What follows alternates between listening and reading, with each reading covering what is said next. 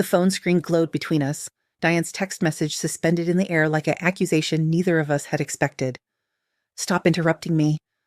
Rachel's voice cracked on the last word, her face that specific shade of red that meant she was cornered and knew it. I looked down at the message again, letting the words settle into something real. "Claire, Rachel reached out about accommodations you might need. Why didn't you tell me yourself?" My daughter's mouth was still open, frozen mid-protest, and I watched her realize I wasn't going to let this go with another subject change. 10 minutes earlier, I'd been debugging a payment gateway test case, the kind of methodical work that made sense even when nothing else did. My home office smelled like the vanilla candle I'd lit that morning and the coffee I'd forgotten to finish. Rachel was upstairs in the guest room, third day of what she called a quick weekend visit while her apartment got fumigated for bed bugs. The phone had buzzed against my mousepad, Diane's name appearing with that particular timing that meant work thought interrupting workflow. I'd almost ignored it. Sometimes I wished I had. Rachel reached out. I'd read the sentence 3 times, each word rearranging itself into different configurations that all meant the same impossible thing. My daughter had contacted my boss, about me, about accommodations. I'd pushed back from the desk, the chair wheels catching on the corner of the rug, and climbed the stairs with my pulse doing something arrhythmic in my throat. The house was too quiet except for Rachel's voice carrying through the guest room door, that careful tone she used with people she was trying to impress.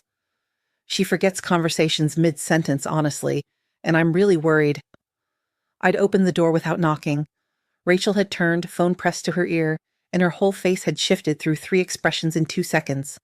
Surprise, guilt, then that bright, deflective smile she'd perfected sometime after college. She'd ended the call fast, finger jabbing the screen. "Hey, Mom, just talking to Jen about her nightmare landlord." The lie sat between us like something with weight. I'd asked her what accommodations Diane was talking about.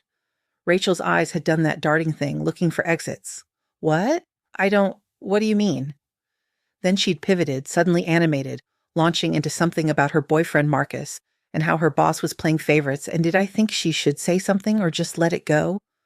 I tried to ask again, tried to hold on to the thread of the question, but she talked faster, louder, her hands moving in those big gestures that were supposed to pull attention away from the actual issue. "You always do this. I'm trying to tell you something important and you interrupt with random questions." Her voice had climbed into that injured territory, the victim of my unreasonableness. That's when she'd said it. "Stop interrupting me." Like I was the one derailing the conversation. Like I was the problem. I'd held up my phone then, turned the screen toward her, and read Diane's message aloud. Each word landed in the space between us with the weight of something breaking. Rachel's face had drained to a color I'd never seen on her before, flower white except for 2 spots of red high on her cheeks. The silence stretched long enough for me to hear the refrigerator humming downstairs, a car passing on the street, my own breathing. Then Rachel had swallowed visibly, her throat working. "Oh, that." Her voice had gone small and careful. "Mom, I was trying to help you. You've seemed so scattered lately, forgetting things, and I thought maybe you didn't realize." That's when I'd noticed the suitcases. 2 of them, hard-shell Samsonite, standing by the guest room door. Not the overnight duffel she'd arrived with Friday evening. Not bed-bug fumigation luggage, moving-in luggage. The pieces had started clicking together with the sound of locks turning, everything falling into awful alignment. Rachel was still talking, her voice pitching higher with each excuse, hands fluttering now like trapped birds. "I just mentioned it to Diane super casually, like a daughter would, you know? Just checking in because I care about you and she seemed concerned, so I thought opening a dialogue would be, 'Rachel?'" I'd said her name quietly and she'd stopped mid-sentence. I'd walked past her, past the suitcases, back downstairs to the kitchen table where my laptop sat closed, next to a stack of mail I'd been meaning to sort. She'd followed, hovering in the doorway, still explaining. Her boss had seemed concerned after their brief chat. When had she talked to Diane? And Rachel had just wanted to make sure I had support if I needed it. Wasn't that what family did? I'd opened my laptop and pulled up my work Slack, the screen blooming to life with all its channels and threads, and the digital evidence of my competent, functional work life. Sure, I'd thought, scrolling back through messages, dialogues about my cognitive decline, every daughter's duty. The sarcasm tasted bitter even in my own head. I'd found it 2 weeks back, a direct message from Rachel to Diane, and I'd felt something in my chest constrict as I read it. My daughter's words, formal and concerned, painting a picture of a woman I didn't recognize. Memory lapses, confusion, missed deadlines. I checked my project tracker compulsively even though I knew what I'd find. Spotless record. Every deadline met, most beaten by days. 0 errors in the last quarterly review. Rachel had seen the screen over my shoulder and her reflection in the window showed her face collapsing. "You're twisting this. I'm worried about you." Her voice had cracked convincingly, tears starting in her eyes with the ease of someone who'd learned young that crying worked. "I can't believe you think I'd lie about something like this. I'm your daughter." She'd made the word sound like both shield and weapon, something that should protect her from scrutiny. The mail stack sat there between us, and my eyes had caught on the corner of something official-looking. I'd pulled it out. Lease termination notice, Rachel's name in the address window. Dated 3 weeks ago, not bed bugs. Eviction for unpaid rent. The paper had felt thin between my fingers, flimsy as the story she'd built. I'd looked at my daughter, really looked, and asked her about the lease. Just that. No accusation in my voice, just the question. Rachel had frozen like someone had pressed pause, her tears suspended mid-track. Then she'd crumbled into a different script entirely, the defensive anger melting into something that looked like desperation. "I was going to tell you, I was. Marcus and I just need a place for a few months, just temporarily, and I thought—" She'd trailed off, then started again, the words coming faster. "If you were working reduced hours, maybe with some accommodations, working from home with someone here to help, we could all—" The sentence had died in the air between us, but I'd heard the end of it clearly enough. The plan had crystallized then, sharp-edged and complete. Get me accommodated into reduced hours or medical leave. Some official diagnosis of decline, some paperwork trail that would justify why her 26-year-old daughter needed to move back home. Rachel and Marcus move in temporarily to provide care. She keeps her apartment deposit, saves money, lives rent-free while performing the role of devoted daughter tending to her ailing mother.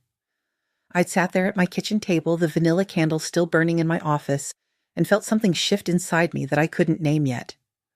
"We could make it work." Rachel's voice had brightened, mistaking my silence for yielding. "You always said this house is too big for one person, and Marcus is really handy. He could help with maintenance, and I'd be here so you wouldn't be alone, and—" She'd kept talking, building the future she wanted brick by brick out of my imagined incompetence, and I'd stood up, walked to my office, closed the door with the kind of gentle click that was somehow louder than slamming it. Behind me, Rachel's voice had called out, confused and insistent. "Mom, we're not done talking." But we were. We absolutely were. That night I'd sat at my desk until the vanilla candle burned down to nothing, and the sky outside turned from blue to black to that orange-gray of city light pollution. I drafted the email to Diane 3 times before I got the tone right. Professional, brief, factual. "Received your text. I'm unaware of any health issues. Happy to discuss Monday." I hadn't mentioned Rachel, hadn't defended myself beyond the simple statement of truth. Just sent it and watched it disappear into the sent folder like a stone dropping into a well. Downstairs, Rachel had been on a call in the living room, her voice carrying through the heating vents. She'd had it on speaker, probably thinking I was too absorbed in work to hear, or maybe she just stopped caring about discretion. Marcus's voice had come through tinny and distant. "She believe you?" And Rachel, after a pause, "She's confused about it.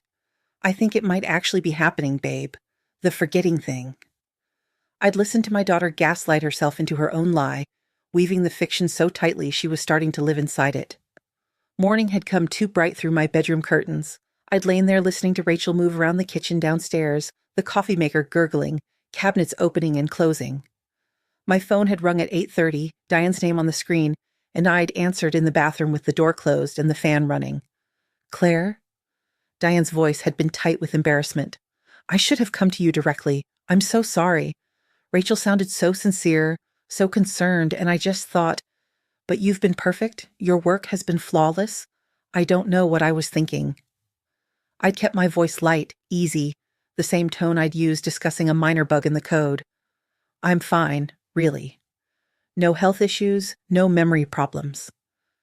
The words had felt strange to say out loud, defending my own cognition like it was something up for debate. Diane had exhaled loudly, relief and residual awkwardness mixing in the sound. "I feel like an idiot. Between us?" Her voice had dropped lower. HR flagged it when she contacted me. Protocol stuff. If there were actual concerns about cognitive function, we'd need medical documentation, accommodation requests in writing. But since there aren't any issues, she trailed off, then started again in a different register. We've been wanting to expand the Denver QA team for a while now. Would you be interested in relocating? Lead position, better pay. You could start as soon as you wanted. Something had unlocked in my chest.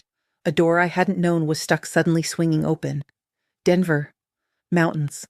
1,500 miles from this kitchen, this house, this daughter building her future out of my fabricated decline. Can I think about it? I'd asked, and Diane had laughed. Of course. No pressure, just options. We'd hung up and I'd stared at the bathroom mirror, at my own face looking back, and tried to recognize what I was feeling. Not anger, exactly. Something cleaner than that. Clarity. Rachel had been waiting when I came downstairs, coffee mug in hand, performing the role of caretaker. You okay, Mom? You look pale. Did you sleep? The concern in her voice sounded genuine. Probably felt genuine to her in that moment.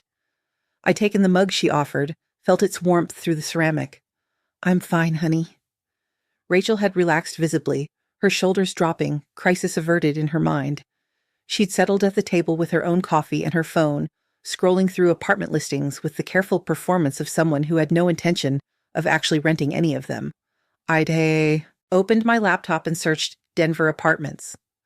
Mountain views filled the screen, balconies overlooking the Rockies, neighborhoods I'd never heard of with names that sounded like promises. Rachel's voice had carried from the living room, where she'd moved with her phone, FaceTiming someone, her voice bright and certain. Yeah, we'll be moved in by the 1st. She's totally on board. It's going to be perfect. I'd looked at a one-bedroom with floor-to-ceiling windows and hardwood floors, available immediately, and felt something settle into place, like a bone finding its socket. The decision made itself. I'd just been waiting to recognize it. I called Diane back before I could second-guess the decision. Her voice had been warm when she answered, surprised but pleased. Claire, that was fast. I'd looked out the window at the maple tree in the backyard, the one Rachel used to climb when she was 7, and said it simply. I'll take Denver. 2 weeks? Diane had laughed, the sound crackling slightly through the phone. Perfect. I'll send the offer letter today. Welcome to the team, officially. We'd talked logistics for another 10 minutes, relocation assistance, temporary housing, start date. When I hung up, the house felt different somehow, like it was already starting to recede into past tense. Rachel had announced at lunch that Marcus was stopping by later to see the place. She'd said it casually like it was a social visit, but I'd seen how she checked her lipstick in the hall mirror 3 times and rearranged the living room pillows. He'd arrived at 4 with a stack of flattened cardboard boxes under one arm, the kind you get free from liquor stores. Rachel had given him a tour while I stayed in the kitchen, listening to her voice carry through the rooms. This could be our bedroom, it gets great light. And this room, babe, perfect office for you. Possessive pronouns everywhere, claiming space that wasn't hers to claim. Marcus had seemed nice enough in that aggressively friendly way of people trying too hard. Mid-20s, beard trimmed into careful shapes, wearing a vintage concert t-shirt that probably cost more than my entire outfit. He'd found me in the kitchen and stuck out his hand with a grip just slightly too firm. Your daughter talks about you nonstop, Claire. She says you two are super close. Rachel had appeared behind him, and I'd caught the warning look she shot him, the tiny shake of her head. I'd smiled and shaken his hand. We've had our moments. The words had felt true in a way that encompassed more than Rachel wanted them to. Dinner had been Rachel's production, a performance of domesticity. She'd cooked my favorite pasta, or what used to be my favorite, before she'd made it a strategic move. She talked the whole time about how nice it would be all together, using that word like it was inevitable, already decided. Marcus had mentioned between bites that their lease ended Friday, his tone apologetic but assuming. Rachel said you okayed us crashing here for a while? Really appreciate it, Claire. Rent in this city is insane. I'd taken a sip of water, let the silence stretch just long enough to make Rachel shift in her seat. Did she? Not a question. Just those 2 words, and the air in the room had changed. Rachel had laughed, but the sound had come out wrong, too high and tight. I mean, we discussed it, Mom. You said the house was too big for one person, remember? Like last month? I'd taken another bite of pasta, chewed slowly. The recipe was good. She'd always been a decent cook.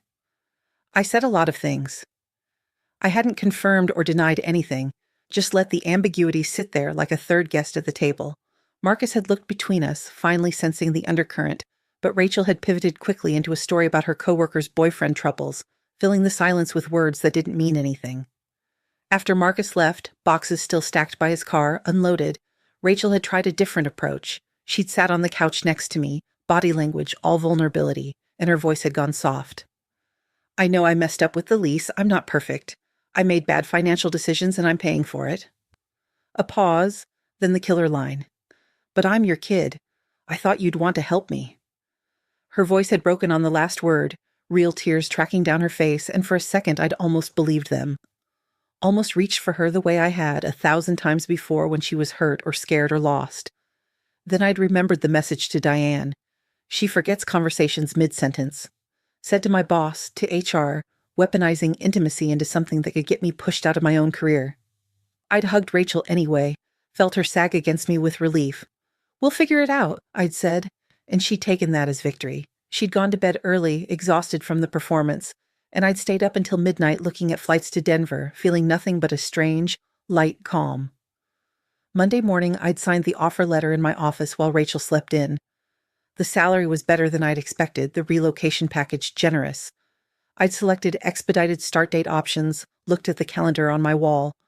Friday was Rachel's supposed move-in day, the date she'd circled in her planning. My flight could leave Thursday night. I'd booked it right there. One-way ticket, felt something click into place with the confirmation email. I'd started packing that afternoon, one box at a time, methodical as debugging code.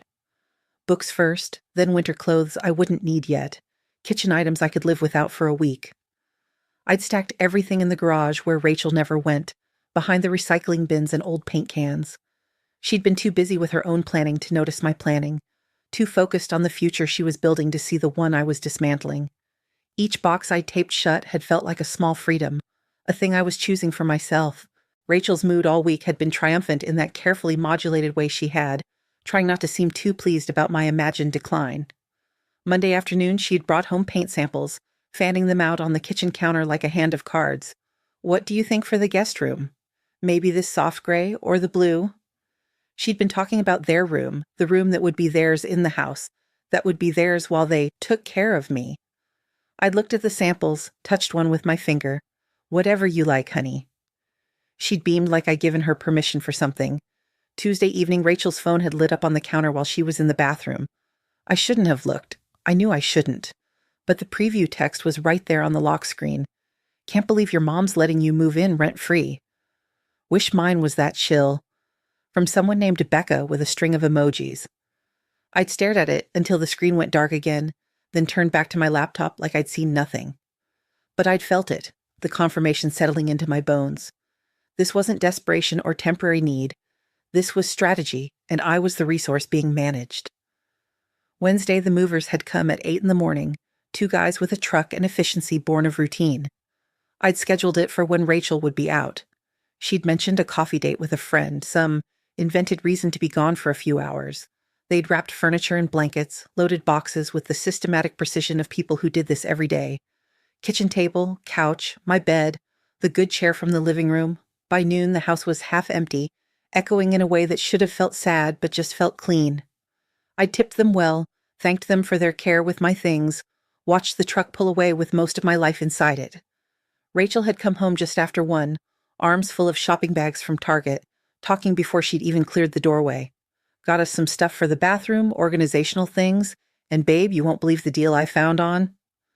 She stopped in the living room, looked around, frowned slightly. Did you move the lamp? I'd been in my office, door cracked, watching her try to figure out what was different. She'd shrugged it off eventually, too focused on her own narrative to register the wrongness.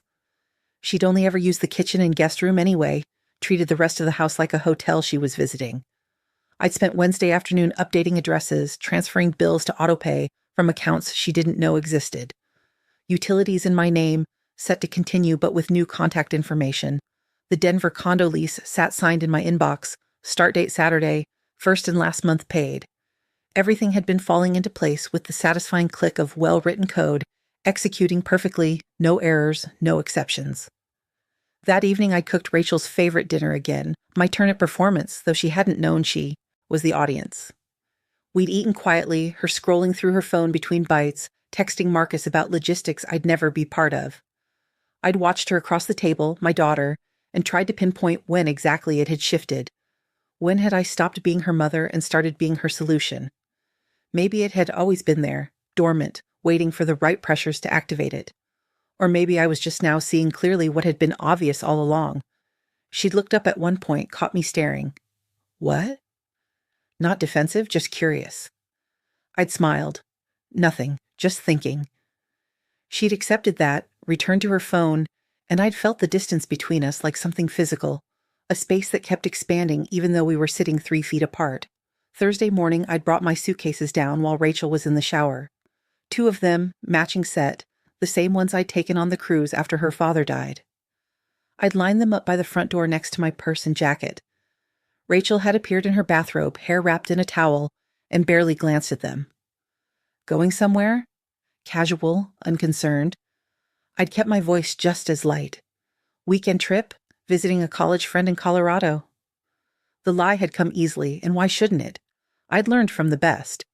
Cool, have fun, safe flight. She'd grabbed coffee and disappeared back upstairs, probably to text Marcus the all clear, the final countdown to their move-in. I'd stood in the empty living room, emptier than she knew, and let myself feel it for just a moment.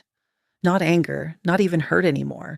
Just a kind of tired certainty that this was right, that staying would mean drowning slowly in someone else's story about who I was supposed to be. The Uber had arrived at 10. Driver named Hassan didn't talk much, which I'd appreciated. I'd watched my house recede in the side mirror, the blue paint I'd chosen 12 years ago, the garden I'd never quite managed to maintain, the whole structure of a life I'd built and was now leaving behind. My phone had buzzed in my purse. Diane confirming my Friday arrival, sending a welcome message with way too many exclamation points. I'd typed back, landing noon, ready Monday. Short, professional, excited in a way I hadn't let myself feel yet. The airport had smelled like coffee and recycled air and possibility. I'd checked my bags, gone through security, found my gate with an hour to spare. That's when I'd let myself think about tomorrow, about Friday at 10 a.m. back at the house. Rachel and Marcus pulling up in a U-Haul, boxes of their life ready to unload into mine. Her key in the lock, I hadn't changed them, hadn't needed to. The door opening onto rooms that would be half empty, furniture gone, my presence erased like a ghost that had finally stopped haunting. I'd imagined her face, the confusion giving way to panic, the phone calls that would come. Part of me had felt bad about it, that vestigial mother guilt that lived somewhere below my rib cage. But mostly I'd felt free. I'd boarded the plane, found my window seat, watched the city get smaller beneath me as we'd climbed. The mountains had appeared in the distance, snow-capped even in autumn, and I thought about starting over at 47, about what it meant to choose yourself when someone you loved had tried to choose for you. My phone had stayed on airplane mode the whole flight.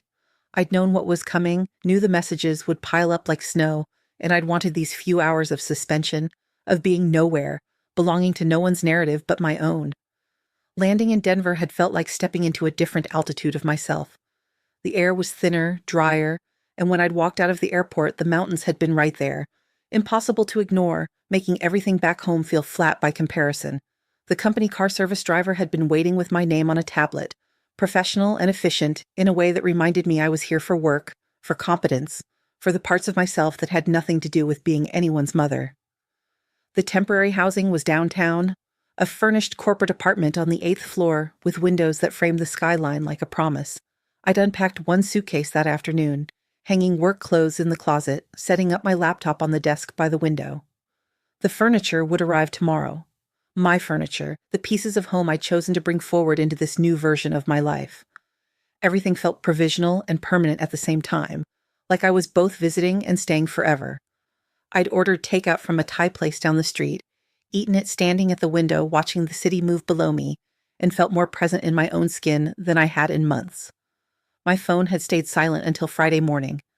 I'd slept better than I had in years, dreamless and complete, and woke to sunlight cutting across hardwood floors I didn't have to share with anyone. The furniture truck was scheduled for 9, and I'd been drinking coffee when my phone had started buzzing with the insistence of an alarm that wouldn't shut off. Rachel's name over and over. I'd let it ring out, watched the notification counter climb. 1 missed call, 3, 7. Then the texts had started. I'd imagined it happening in real time. 1,500 miles away. 10 a.m. back home. Rachel and Marcus in their rental truck, pulling up to the curb with everything they owned packed in boxes labeled by room. Rachel's key turning in the lock, that small moment of triumph before the door swung open, walking into the living room to find it half empty, the couch gone, the bookshelf missing, the coffee table she'd been planning to move to her room vanished. Her voice calling out for me, getting louder, more frantic, moving through rooms that kept revealing their emptiness like a magic trick in reverse.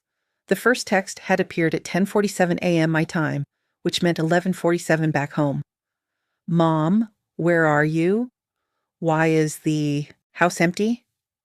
Call me. Then another 2 minutes later, this isn't funny.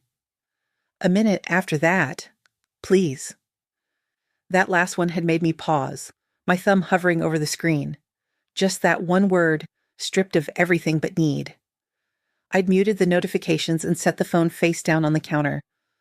The furniture had arrived right on schedule, the movers careful with my things, asking where I wanted each piece.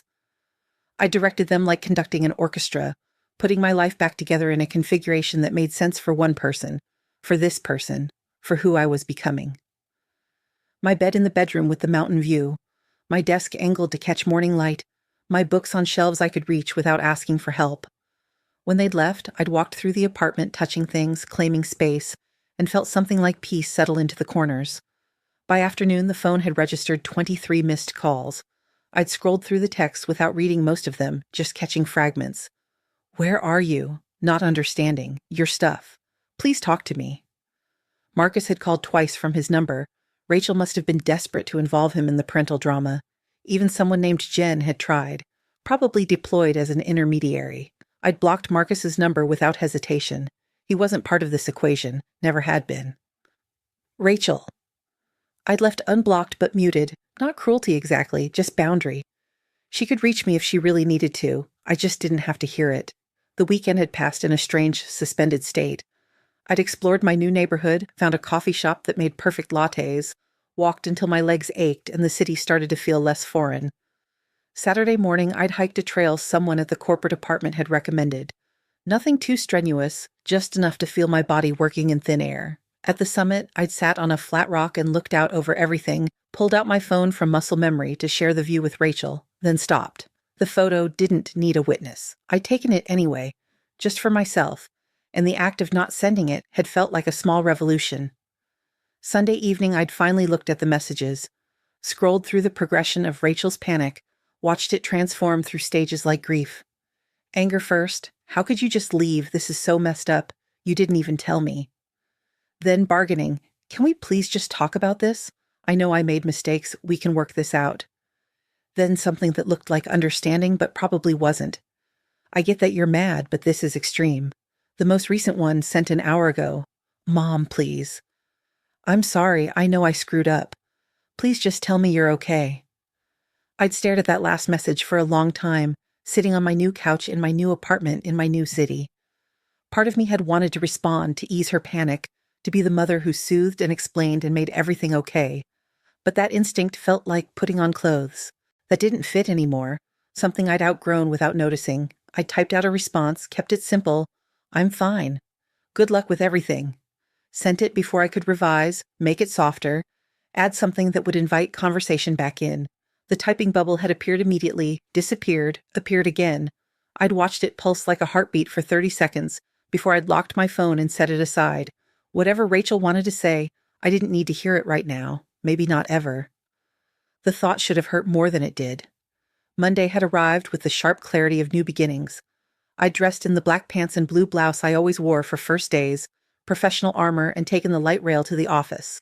The building was newer than my old one, all glass and steel, and that particular tech company aesthetic of exposed brick and motivational posters. Diane had met me in the lobby, actually hugged me, and I'd felt the warmth of it like something I'd forgotten people did. The team had been waiting in the conference room. 8 people who stood and clapped when I walked in, and I'd felt my face flush with something I couldn't name. Diane had introduced me as the QA legend, talked about my track record, my attention to detail, the projects I'd saved from disaster. No one had mentioned cognitive decline or memory issues or accommodations needed. They'd just seen me, the work version of me, the competent part that had been there all along under the weight of Rachel's narrative. Lunch had been with Diane at a sandwich place 2 blocks away, sitting outside despite the cold because the sun was bright and the mountains were visible between buildings. She'd leaned back in her chair, studying me. You seemed different, good different. I'd smiled around my sandwich. New city energy. It had been the easiest lie to tell, letting her think it was geography and not liberation. Diane hadn't needed to know about my daughter, about the betrayal or the escape. This story wasn't about Rachel anymore. It was about the version of myself I was rebuilding in the spaces she'd tried to hollow out. The afternoon had been system orientations and paperwork and meeting people whose names I'd forget and relearn over the next week. Normal first-day things, unglamorous and grounding. At 4 o'clock my phone had buzzed, not muted for work, and I'd glanced down to see an unknown number. I'd stepped into an empty conference room to answer, something in my chest already knowing. Hello? Mom? Rachel's voice had been small, younger than her 26 years, like she was calling from some distant version of herself. I'd waited, not offering anything. She'd continued after a beat. I got your address from... It doesn't matter how. I just wanted to say, I'm sorry. Really, really sorry. The words had tumbled out, rushed, and rehearsed at the same time, like she'd practiced them but couldn't quite control the delivery. I'd looked out the conference. Room window at Denver spread below me, and my reflection ghosted in the glass. Okay, I'd said and meant it. I could accept her apology without it changing anything. Rachel had made a sound that might have been a laugh or might have been a sob. That's it? Just okay? Her voice had climbed with something like desperation.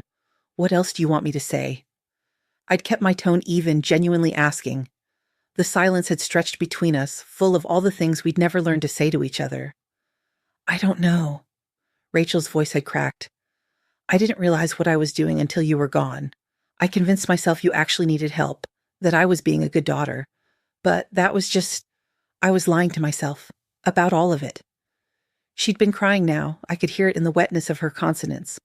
I lost my apartment and I panicked and I thought if you were less capable, then needing you would look like helping you, and I wouldn't have to feel like such a failure. The honesty had surprised me, cut through my careful distance.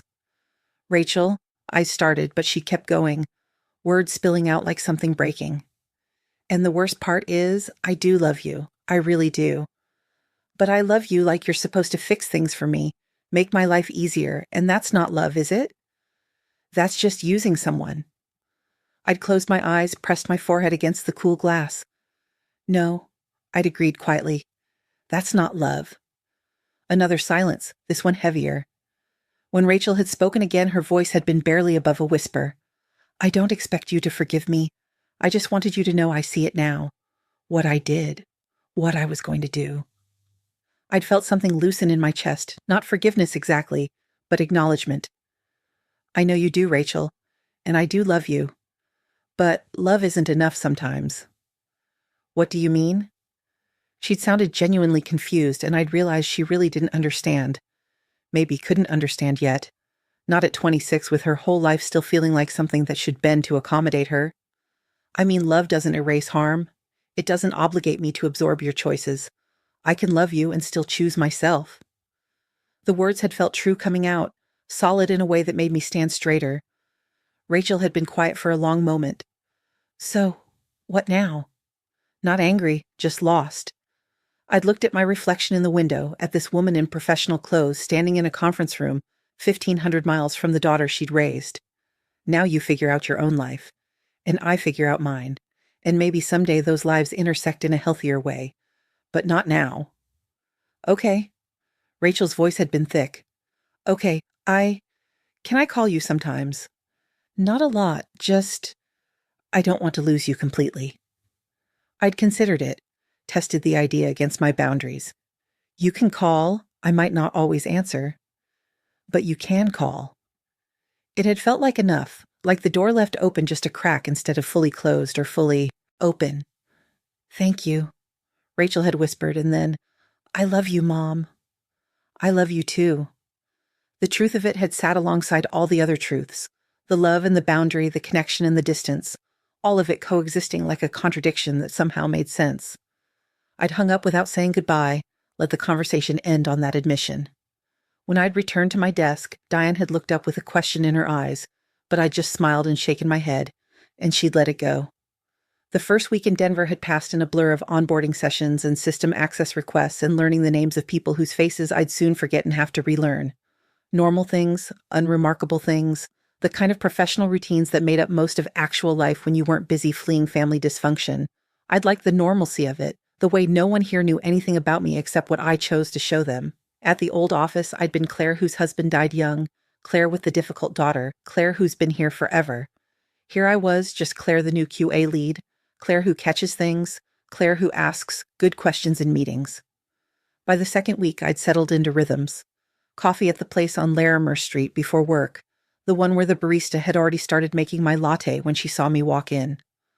Lunch walks when the weather allowed, watching my breath cloud an air that felt cleaner than anything I'd breathed in years. Evening calls with Diane to debrief the day, her voice warm with the satisfaction of someone whose hiring decision was proving correct.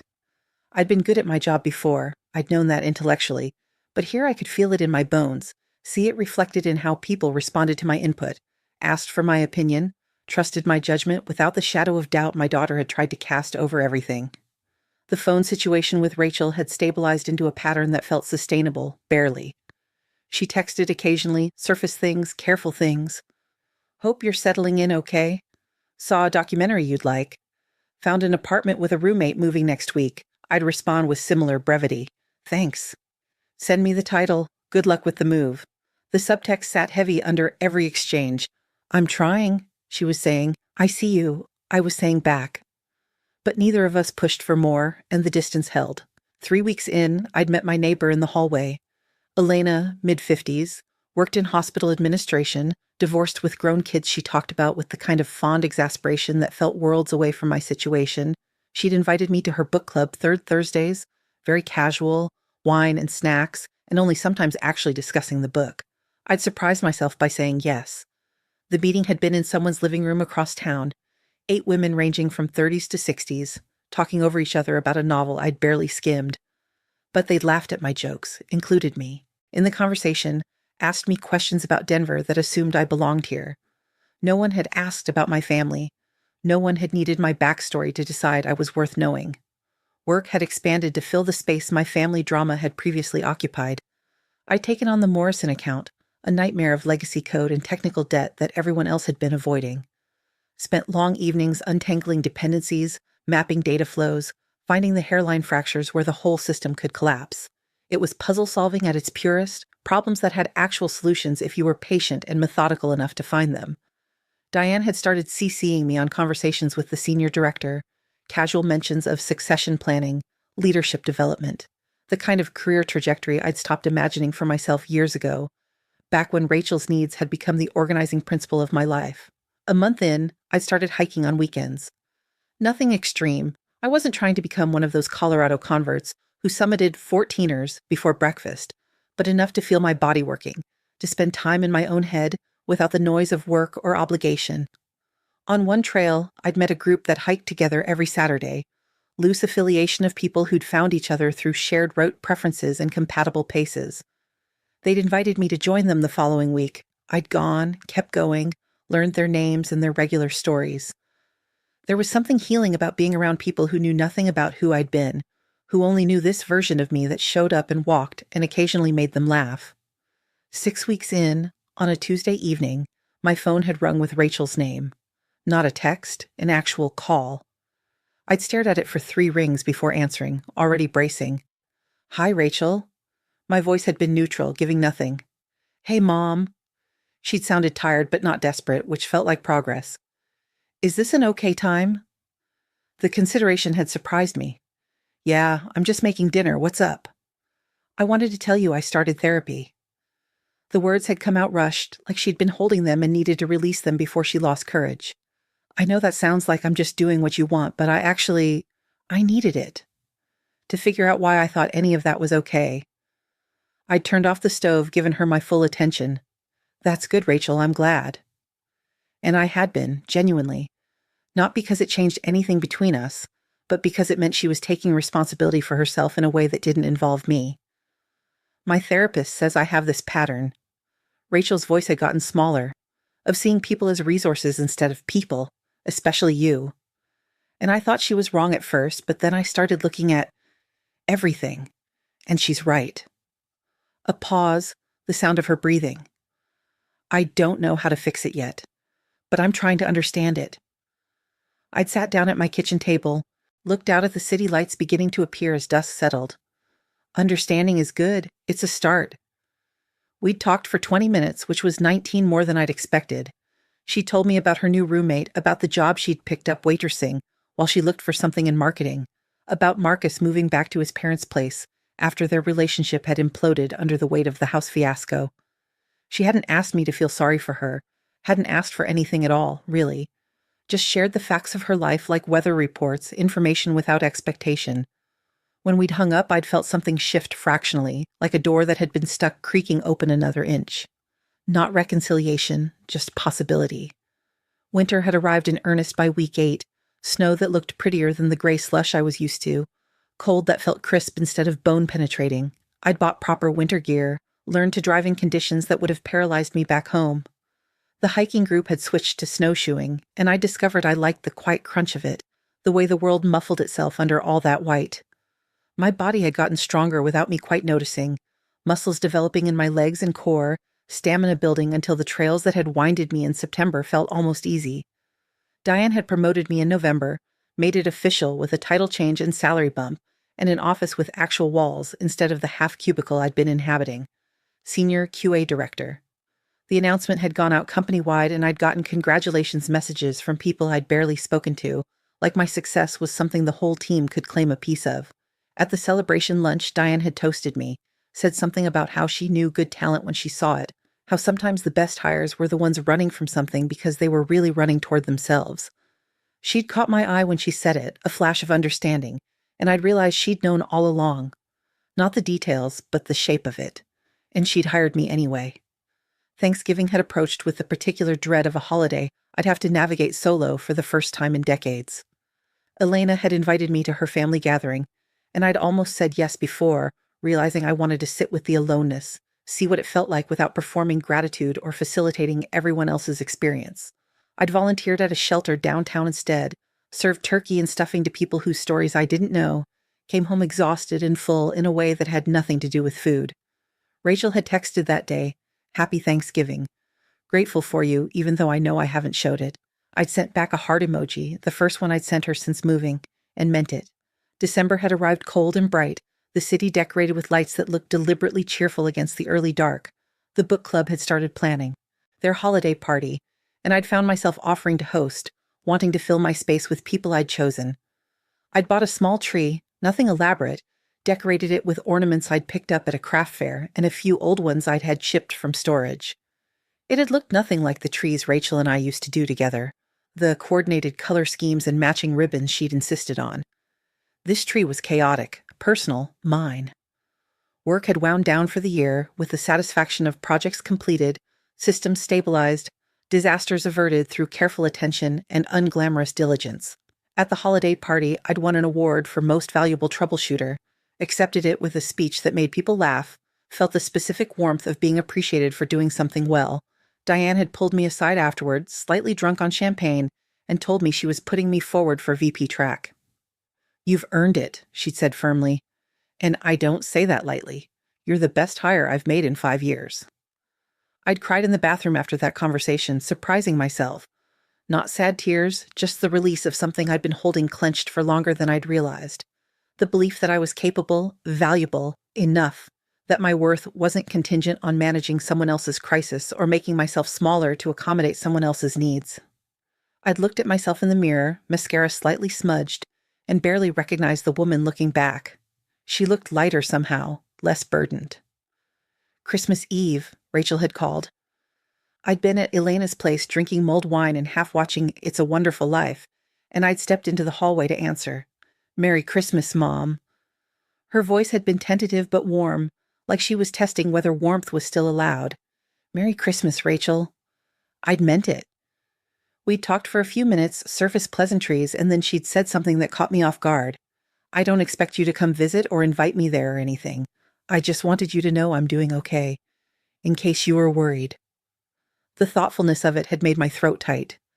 "I'm glad you're okay." We'd hung up after that, brief and clean, and I'd returned to Elena's living room feeling like I'd passed some test I hadn't known I was taking. The test of being able to love someone and still keep boundaries. The test of letting go without cruelty. The test of choosing myself without apologizing for it. By January, I'd been in Denver 6 months, and it had started to feel less like running away and more like arriving. The city had become familiar. I knew which coffee shops got crowded when, which hiking trails were worth the drive, which intersections to avoid during rush hour. I'd made friends, actual friends, people who invited me to things and seemed to enjoy my company. Work had become challenging in the way I liked, problems worth solving instead of fires constantly needing put out. I'd started dating someone I'd met at a work conference. Nothing serious yet, just the possibility of something that wasn't defined by loss or obligation or the weight of history. Rachel's texts had settled into a pattern of once or twice a week, updates that felt like she was building a relationship with me instead of needing something from me. She'd gotten a proper marketing job again, junior level but with growth potential. She was still in therapy, she'd said, working through things. She'd stopped mentioning Marcus or asking about visiting, just shared her life in small increments, like showing me pieces of a puzzle she was slowly assembling. I'd shared back selectively. Work wins, hiking stories, the occasional photo of the mountains, building something new between us that wasn't built on her need or my guilt. One evening in late January, I'd gotten a message from an unknown number, and when I'd opened it, I'd seen it was from Marcus. "Hey, Claire. I know this is weird, but I wanted to apologize for my part in everything. Rachel told me what really happened, and I feel like an idiot for not seeing it. You seem like a good person, and you didn't deserve that. Anyway, sorry." I'd stared at it for a long time, surprised by how little I felt. No anger, no vindication, just a kind of mild interest in this piece of story I'd moved beyond. I'd typed back, "Thank you for saying that. I hope you're doing well." And meant it in the generic way you mean well wishes for people who've exited your narrative. February had brought a cold snap that made the news, temperatures plunging into the negatives, wind that cut through every layer. I'd loved it strangely, the extremity of it, the way it demanded presence and attention. You couldn't be casual about weather that could kill you if you weren't careful. One Saturday, the hiking group had met anyway, bundled in so many layers we'd barely been recognizable to each other, and we'd trekked through snow so white it hurt to look at. At the summit, we'd stood in a circle, faces red from cold and exertion, and someone had made a joke about us all being crazy, but we'd looked at each other and there'd been this moment of recognition. We were people who showed up, who did hard things, who didn't let difficulty stop us. I'd belonged to that circle in a way that felt earned. Mother's Day had appeared on the calendar like a test I hadn't studied for. The book club had been discussing their plans, the brunches and flower deliveries and obligatory phone calls, and I'd stayed quiet, not offering my own story. The day itself I'd spent hiking alone, a longer trail than usual, pushing myself until my legs burned and my lungs worked hard in the thin air.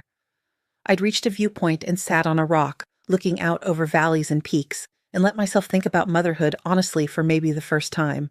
I'd loved Rachel. I still loved Rachel, but I'd also resented her, enabled her, lost myself in the dailiness of managing her emotions and needs, and crises. I'd made myself essential to her in ways that had stunted us both. She'd never learned to stand alone because I'd always been there to catch her. I'd never learned who I was outside of being her mother because I'd never tried. The dynamic had been toxic in both directions, and stepping away had been the most loving thing I could have done for either of us. The card had arrived that afternoon, forwarded from my old address. Rachel's handwriting on the envelope, careful and deliberate. Inside, "I understand if you don't want to talk. I just want you to know I think about you every day. I'm working on myself. Maybe someday we can try again. Love, Rachel." No return address, no expectation of response. Just an offering, left at my doorstep like a gift I could choose to pick up or leave. I'd propped it on my bookshelf next to a photo of the mountains I'd taken from the summit last month. Looked at it periodically over the next few days, testing how I felt. The answer kept coming back the same. I forgave her. Quietly, privately, without announcement. But forgiveness didn't mean going back. Didn't mean rebuilding what we'd had. It just meant releasing the weight of anger I'd been carrying, setting it down like a backpack after a long hike. I didn't reply to the card. Not because I wanted to punish her, but because there was nothing to say that wouldn't be either too much or not enough. She'd said she was working on herself. I was working on myself too. Maybe someday those paths would intersect in a way that was healthy for us both. But right now, they needed to stay parallel, close enough to see each other, but far enough to grow separately. Spring had arrived with that particular Colorado intensity, snow one day and 70 degrees the next, wildflowers exploding across hillsides like someone had spilled a paint box. I'd started running in addition to hiking, slow and awkward at first, then gradually finding a rhythm that felt sustainable. My body had changed over these months, stronger, leaner, more capable. I'd catch glimpses of myself in windows and not quite recognize the woman reflected there. She stood straighter, smiled more easily, took up space without apologizing for it. Work had continued its upward trajectory. The VP conversation had become serious, talks of timelines and responsibilities, and what leadership looked like at the next level. I'd found myself excited by it in a way I hadn't let myself be excited about career advancement in years. Back when Rachel had been younger, I'd turned down promotions, kept my ambitions small, told myself I needed flexibility for her. But she'd been an adult for years now. The flexibility had been for me, for the story I'd been telling myself about what good mothers did. The book club had finished their selection for May, something about mothers and daughters and complicated legacies. During the discussion, someone had asked me what I thought about the ending, where the daughter and mother, reconciled after years apart. I'd taken a sip of wine, considered. I think reconciliation is overrated sometimes, I said slowly. Sometimes the healthiest thing is distance. Sometimes love means letting each other go. The room had gotten quiet, and Elena had caught my eye with a look of understanding. After the meeting, she'd hugged me, whispered, "You're doing great," into my ear, and I'd believed her. June had brought long days and mountain air that smelled like pine and possibility. I'd been in Denver a full year, though it had stopped feeling like a marker of escape and started feeling like just where I lived. The anniversary passed without ceremony, and that felt right. This wasn't a story about running away anymore. It was just a story about living, about choosing the shape of my own life. My phone had buzzed one evening while I was making dinner. Pasta, my own recipe now, not Rachel's version of my favorite. Unknown number, local area code. I'd almost let it go to voicemail, then answered on instinct. "Hello?" Silence for a beat, then Rachel's voice, careful and measured. "Hi, Mom, it's me. I got a new phone, new number." Another pause. "I'm in Denver, for a work conference. I wasn't going to call, but my therapist said I should at least tell you I'm here. I'm not asking to see you. I just wanted you to know." I'd set down the wooden spoon, turned off the burner, looked out the window at the city I'd built my new life in. "When's your conference?" My voice had been steady, curious without commitment. "Tomorrow through Friday. I fly out Saturday morning." She'd sounded nervous, like she was waiting for me to hang up or yell or something dramatic. "There's a coffee shop on Larimer," I said after a moment. "Green awning, good lattes. Saturday morning, 8 a.m. if you want to talk before your flight." "Really?" Rachel's voice had lifted with something like hope, and I'd felt the need to manage it immediately. "Just coffee, Rachel. I'm not promising anything beyond that." She'd understood, or at least said she did. "Just coffee. Thank you, Mom. I'll be there." We'd hung up and I'd stood in my kitchen for a long moment, waiting to feel regret or fear or something. But all I'd felt was calm. I could have coffee with my daughter, hear about her life, share pieces of mine. And then she'd get on a plane and I'd go back to the life I'd built, and both of those things could be true at the same time. Saturday morning had arrived clear and bright, the kind of day that made people move to Colorado. I'd gotten to the coffee shop early, claimed a table by the window, ordered my usual. When Rachel had walked in at exactly 8, I'd barely recognized her. She'd cut her hair short, was wearing clothes that looked more put together, carried herself differently. Less performative somehow, more solid. We'd hugged briefly, awkwardly, and sat down across from each other like two people on a first date who'd heard about each other but never met. We'd talked for an hour. She told me about her job, the conference, the apartment she shared with 2 roommates who'd become actual friends. About therapy, about the work she was doing to understand why she'd made the choices she'd made. About missing me but understanding why distance was necessary. I told her about work, about hiking, about the life I'd built in the city. We'd stayed on the surface mostly, 2 people rebuilding trust from the ground up. When she'd had to leave for her flight, we'd hugged again, longer this time, and I'd meant it when I'd said, "Take care of yourself, Rachel." Standing there watching her walk away toward the light rail station, I thought about the tidal moment that had started all of this. her screaming at me to stop interrupting while I'd held up the phone showing her betrayal. The way that moment had cracked something open, had forced both of us to see what we'd been avoiding. She'd been right in a way she hadn't meant. I had been interrupting the story she was trying to write where I was diminished and she was essential, and that interruption had saved us both. I'd walked home through my neighborhood, past the bakery I liked and the park where people brought their dogs, under trees that were fully leafed out now, blocking the sky into patches of blue between green. My phone had buzzed with a text from Rachel. "Thank you for meeting me. I know I don't deserve it." I'd paused on the sidewalk, considered my response carefully, then typed, "You don't have to earn basic kindness, but trust takes time. Let's keep building." Her reply had been immediate, a simple heart emoji that somehow said everything. At home, I'd made coffee and sat at my desk by the window, the one that looked out over the city I'd claimed as mine. No work today, no hiking group, no obligations. Just time, stretching out in front of me like an unwritten page. My laptop was open to a half-finished test case from Friday, cursor blinking with patient expectation. Outside, the mountains held their shapes against the sky the way they always did, indifferent and permanent and somehow comforting in their indifference. I'd reached for my coffee, took a sip, let the warmth of it settle into my chest. There were emails to answer, groceries to buy, a book club meeting to prepare for next week.